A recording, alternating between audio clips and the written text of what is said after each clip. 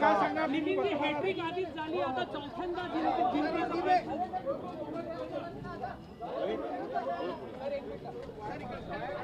नागपूरची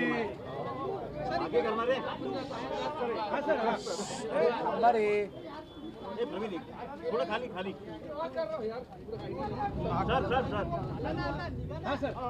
नागपूरच्या अरे थांबा रे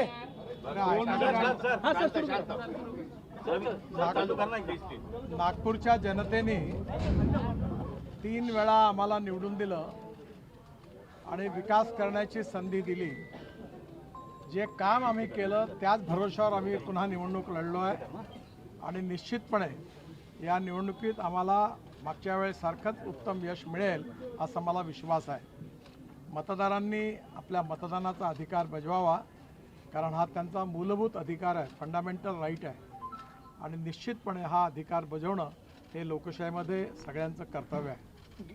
मी पुन्हा एकदा सगळ्यांना आवाहन करतो की त्यांनी जास्तीत जास्त संख्येने मतदान करावं. गेल्या निवडणुकीत बघितलं आपण तर मतदानाचा टक्का फारसा चांगला नसतो. गडचिरोलीपेक्षा वर्स्ट सिच्युएशन नागपूरची असते, काय सांगणार?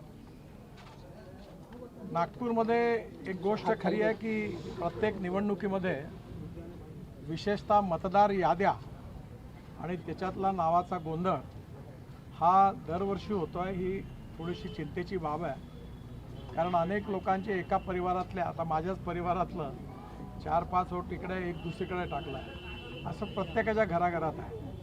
दुसरी गोष्ट, या मतदार याद्या या अजून चांगल्या प्रकारे व्यवस्थित करणं, जेणेकरून कोणीही मतदारापासून वंचित न राहणं याची काळजी जास्तीत जास्त घेतली पाहिजे आणि निश्चितपणे पुढल्यापासून ते निवडणूक आयोग घेईल असा मला विश्वास आहे. नितिन जी क्या कहेंगे, हिंदी में बताएं कि आज मतदान करने के लिए पहुंचे, मतदान का प्रतिशत कम देखा जा रहा है, कई सभाएं की आपने, उसके बावजूद ये स्थिति प्रथम दृष्टि में दिख रही है? नहीं, देखिए, एक तो बात सही है कि चुनाव में मतदान करना हमारा फंडामेंटल राइट है, मूलभूत अधिकार है. हम किसको मतदान करते किसको नहीं करते ये अपना अधिकार है, पर ये अधिकार जो लोकतंत्र में मिला है उसके कर्तव्य का पालन करना ये हर नागरिक का कर्तव्य है. और इसलिए मैं सभी लोगों से अपील करूंगा कि आपका जो मूलभूत अधिकार है उसका पूरा उपयोग करना लोकतंत्र में आपकी जिम्मेदारी है.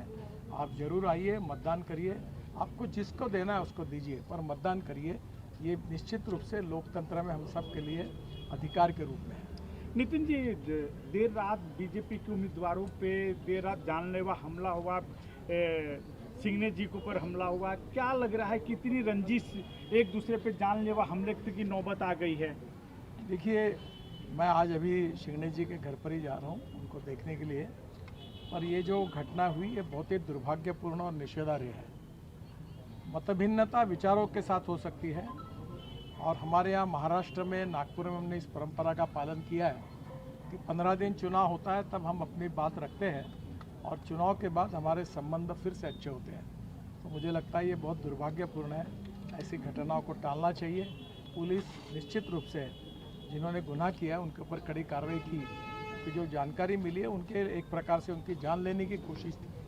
ये अच्छी बात नहीं है. आज ही सुबह मैंने इंक्वायरी की, दयाशंकर तिवारी जी और प्रवीण दटके जी रात को वहाँ गए, उनको हॉस्पिटल में भी एडमिट किया, उनकी ट्रीटमेंट हुई, उनका MRI CT स्कैन निकाला गया, उनका थोड़ा सा जो किंग्सवे में, और बाद में अब उनको घर पे ले गया है.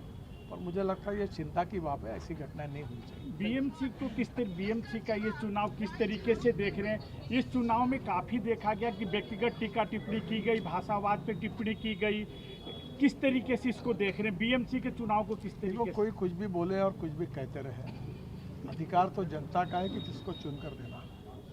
मैं पूरे चुनाव में एक भी बार मैंने विपक्ष का, उम्मीदवार का, किसी का कभी नाम तक नहीं लिया था, क्योंकि हमने इतना काम किया है, वो बताते बताते ही टाइम कम पड़ता है.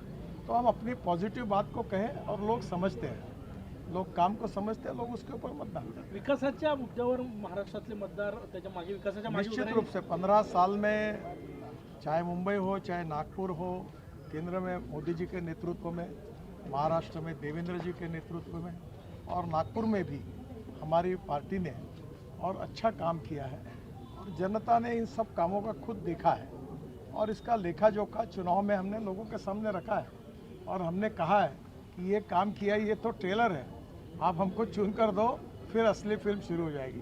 वो आपका आकलन क्या, 29 में से कितनी सीट लग रहा है मेयर बैठेंगे कितनी जगहों पर? सर, बीएम हम रिकॉर्ड ब्रेक मार्जिन से हम लोग जीतेंगे, ये मेरा विश्वास है। Thank you sir. Thank you sir. Sachin Rao चला.